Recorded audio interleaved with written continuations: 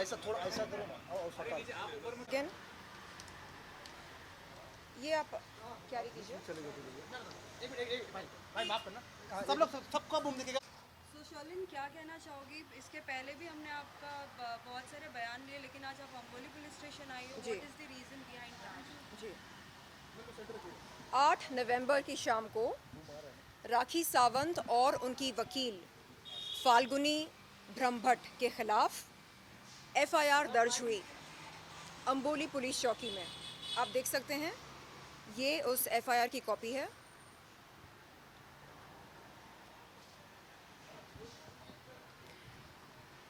धाराएं देख सकते हैं आप। 354A IPC 500, IPC 504, IPC 506, IPC 509, IT Act 67A। आपको मैं बता दूं कि इन धाराओं में से कॉग्निजेबल कौन सी धाराएं हैं। IPC 354A ये कॉग्निजेबल है।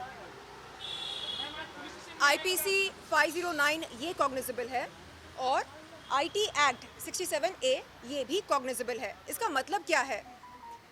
इस धारा का मतलब क्या है? 354A इसका मतलब ये उस अपराध पर लगता है जो यौन शोषण या सेक्सुअल हैरेसमेंट के साथ जुड़ा हो। IPC 509 क्या है?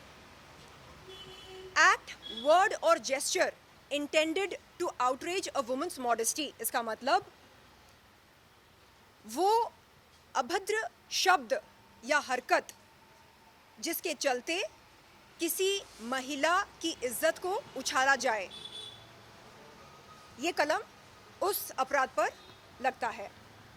IT Act 67A क्या है? हमारा संविधान ये कहता है कि कोई भी इंसान किसी महिला या पुरुष के वस्त्रहीन चित्र, फोटोज या वीडियोस किसी भी पब्लिक प्लेटफॉर्म पर नहीं पेश कर सकता है, नहीं दर्शा सकता है, नहीं शोकेस कर सकता है। ये तमाम अपराध राखी सावंत और उनकी वकील ने किए हैं और इसलिए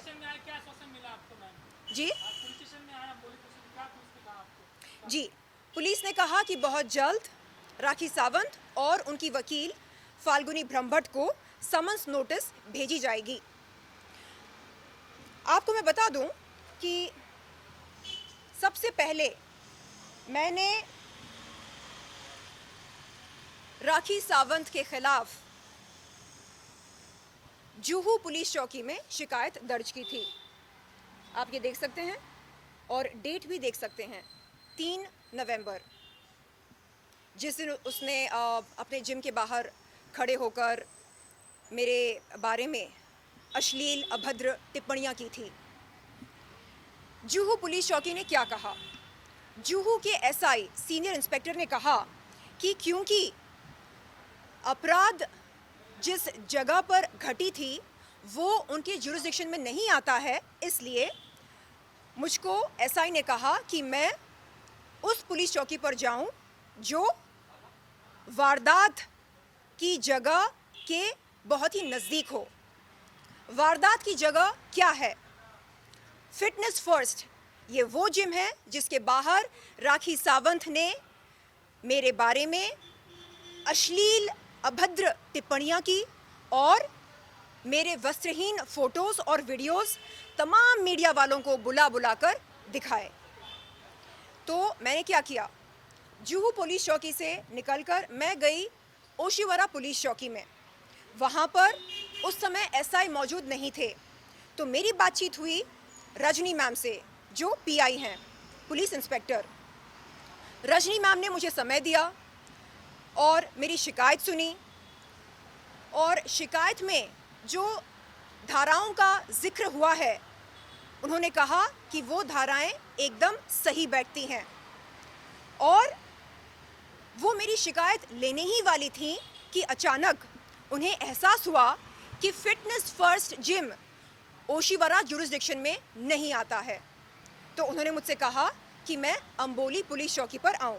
मैं यहाँ पर आई और मैं धन्यवाद देती हूँ अंबोली पुलिस चौकी को, जो उन्होंने मेरी शिकायत स्वीकार की, मेरा बयान लिया और सबूतों को अच्छी तरह से वेरीफाई किया, जांच पड़ताल की सबूतों की।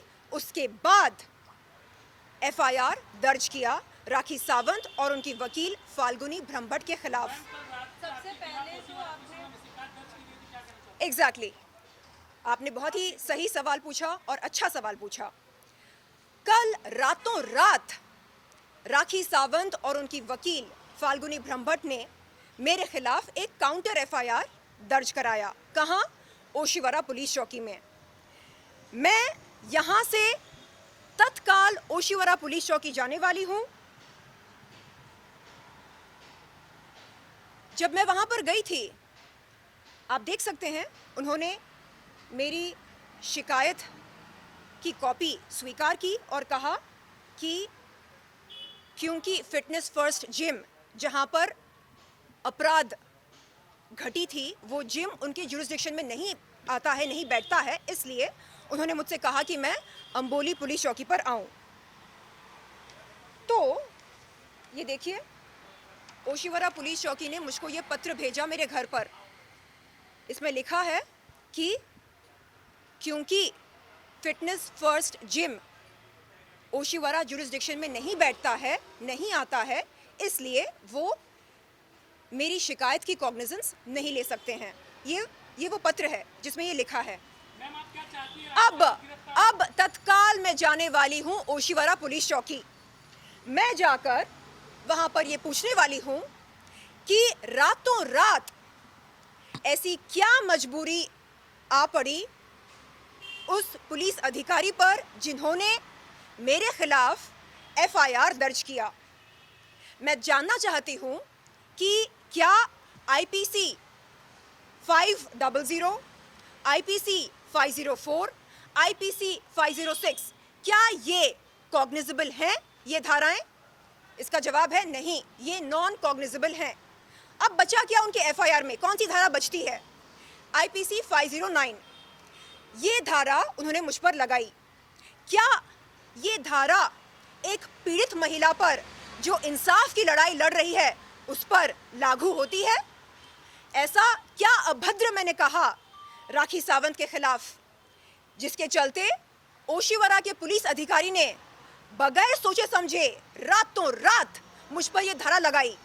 मैं जानना चाहती हूं और मैं ये विनती करती हूं कि एक कमेटी का आयोजन किया जाए ताकि ये पता चले कि उस पुलिस अधिकारी पर ऐसी क्या मजबूरी थी जिसके वजह से रातों रात उन्होंने मुझ पर आईपीसी 509 की धारा लगाई। दूसरी बात यह है, जब मैं पुलिस चौकी पर जाती हूं, मुझसे पूछा जाता है, मैडम अपराध कहां घटी, किस जगह पर घटी? ज्यूरिस्डिक्शन का नियम मुझ पर लागू होता है। जब राखी सावंत और उनकी वकील फाल्गुनी ब्रह्मभट्ट ओशिवरा पुलिस चौकी जाते हैं और कहते हैं कि शर्लिन चोपड़ा ने राखी सावंत के खिलाफ कुछ अभद्र शब्द कहे या अश्लील शब्द कहे, तो क्या उनसे पुलिस अधिकारी ये नहीं पूछती है कि शर्लिन चोपड़ा ने ये शब्द किस जगह पर कहे? क्यों ये सवाल उनसे नहीं पूछा जाता है? क्या ज्यूरिस्डिक्शन का नियम केवल शर्लिन चोपड़ा पर ही लागू होता है? ये नाइंसाफी क्यों? मैं निवेदन करती हूं हमारे उप मुख्यमंत्री देवेंद्र फडणवीस जी से, जिनके जो पुलिस प्रशासन को संभालते हैं। सर, मैं आपसे निवेदन करती हूं कि आप तत्काल एक कमेटी का आयोजन करें जो ये पता लगाएं कि रातों रात ऐसी क्या मजबूरी थी ओशिवरा पुलिस चौकी के पुलिस अधिकारी पर, जिन्होंने बगैर सबूतों के जांच पड़ताल के शर्लिन चोपड़ा पर आईपीसी 509 की धारा लगाई। मैं आपसे पूछती हूं, एक महिला अगर मुझे वैश्या कहती है तो क्या मैं उसका जवाब ना दूं? मैंने केवल इतना कहा कि एक पब्लिक इवेंट में मेरी मुलाकात हुई थी राखी सावंत से, और उस पब्लिक इवेंट में राखी सावंत ने स्वयं मुझको ये बताया, ये जानकारी दी कि उसके पास मेरे इवेंट क्वेरीज आते हैं। मैंने पूछा, राखी मेरे इवेंट क्वेरीज तेरे पास क्यों आते हैं? उसने कहा कि वो प्राइवेट इवेंट्स की बुकिंग्स लेती है। इस जानकारी के चलते मैंने मीडिया के सामने ये बात रखी। मैंने कहा कि हाँ, वो दलाल है। अब मैं आपसे पूछती हूँ, क्या दलाल एक ऐसी गाली है जिस पर IPC 509 की धारा लगनी चाहिए? क्या स्टॉक मार्केट में, क्या रियल एस्टेट में दलाल शब्द का प्रयोग नहीं किया जाता? दलाल वो इंसान है जो दूसरों की कमाई से कमीशन लेता है। मैंने कहा, तो आपका कहना यह है कि ओशिवारा पुलिस स्टेशन पार्शियलिटी कर रही है आपके और राखी के बीच में? देखिए, मैं ये कह रही हूँ कि जब मैं पुलिस चौकी पर जाती हूँ शिकायत दर्ज करने, तो सबसे पहले मुझसे कहा जाता है कि मैं सबूत पेश करूँ। उसके बाद मुझसे पूछा जाता है कि क्या जो वारदात घटी है वो जगह उनके जुरिस्डिक्शन में आता है या नहीं आता है। तो इस तरह के सवाल क्या राखी सावंत और उनके वकील फाल्गुनी ब्रह्मभट्ट के सामने पुलिस अधिकारियों ने रखे या नहीं? मुझे ये जानना है कि क्या भारत देश में आने वाले समय में अगर लोग चर्बी की दुकान, अश्लील, वाहियात, बदजात, घिनौनी, दलाल इन शब्दों का प्रयोग करें, तो क्या उन तमाम लोगों पर IPC 509 की धारा लगेगी? मैं जानना चाहती हूं कि क्या कानून हम सब के लिए अलग है या हम सब के लिए एक समान है? साथ ही पहले तो आपने साजिद की बात आपने यही की।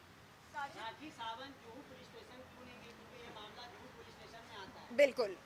देखिए, यहाँ पर एक सज्जन खड़े हैं जो कह रहे हैं कि राखी सावंत को अगर शिकायत करनी होती मेरे खिलाफ तो वो जुहू पुलिस चौकी जाती, लेकिन उसने ऐसा नहीं किया।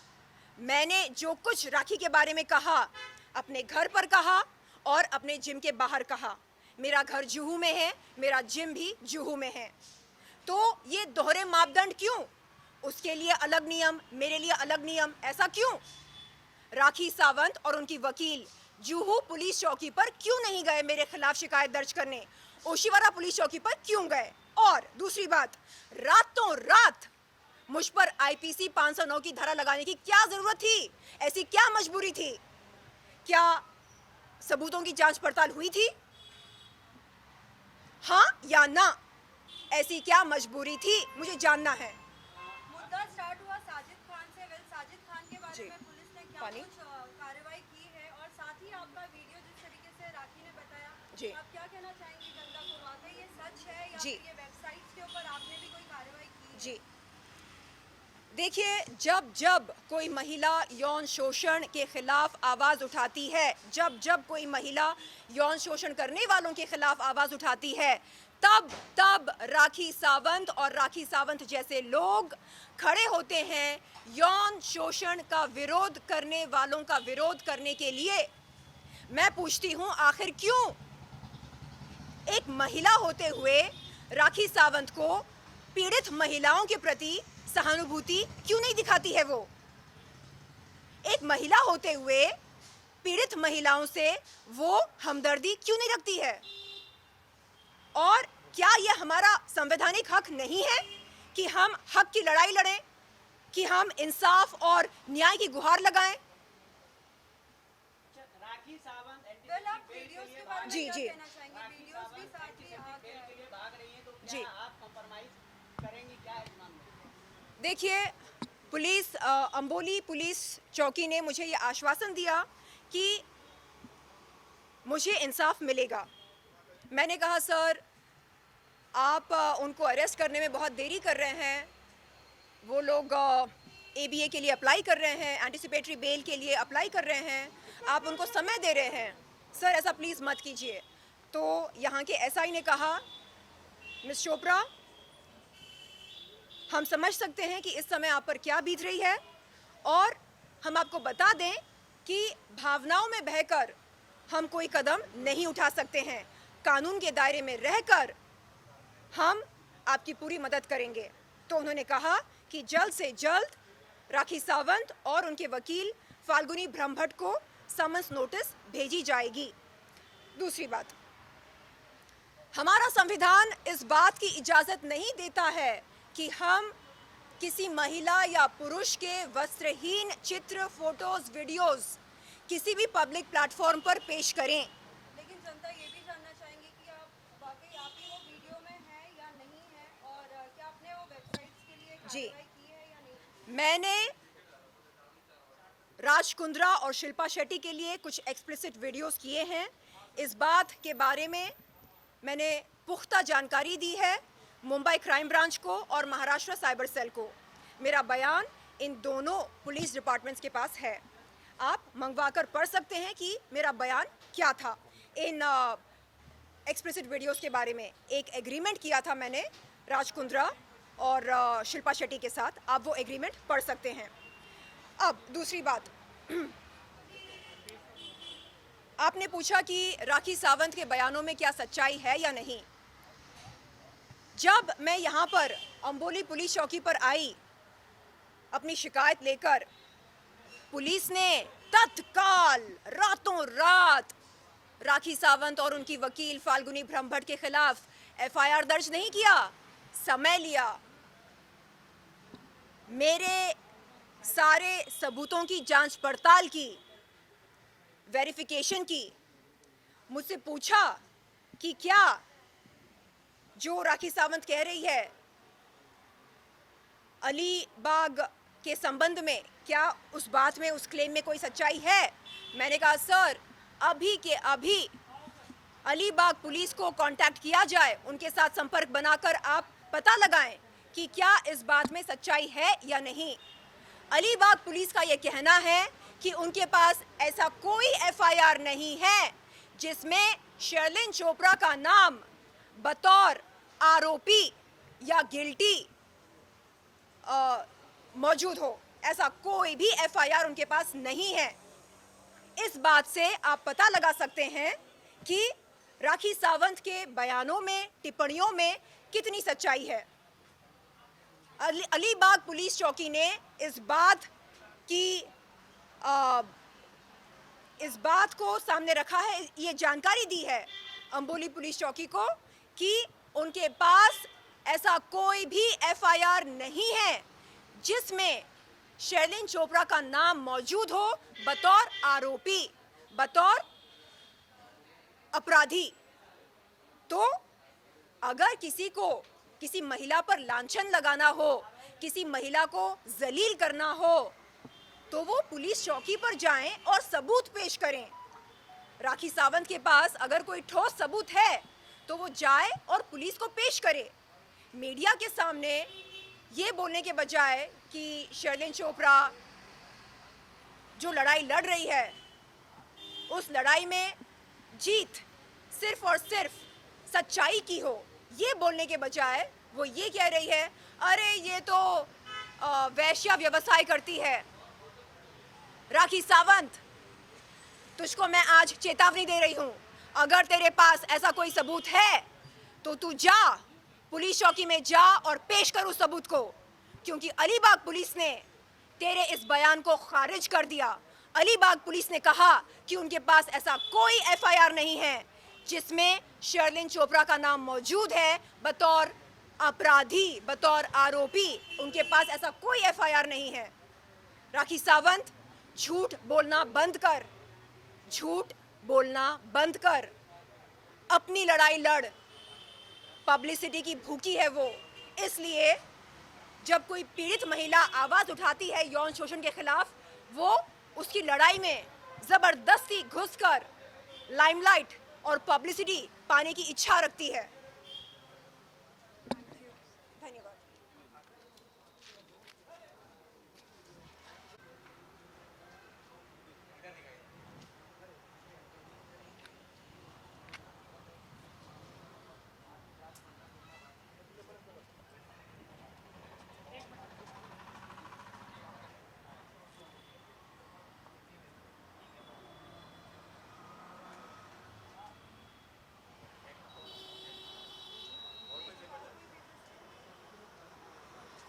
फाइट के टाइम भी दिखाए थे। हाँ, जुहू वाला आपने देखा। राकेश सावंत के खिलाफ शिकायत दर्ज की थी।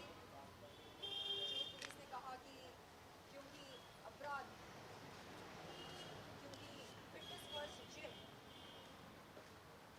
ओशिवरा में है, जुहू में नहीं है, इसलिए वो इस शिकायत को स्वीकार नहीं कर सकते हैं। ज्यूरिसडिक्शन अलग है, इसलिए उनके कहने पर मैं गई ओशिवरा पुलिस चौकी पर और ओशिवरा पुलिस ने मेरी शिकायत सुनने के बाद कहा कि क्योंकि फिटनेस फर्स्ट जिम उनके जुरिसडिक्शन में नहीं आता है, इसलिए वो मेरी शिकायत स्वीकार नहीं कर सकते हैं।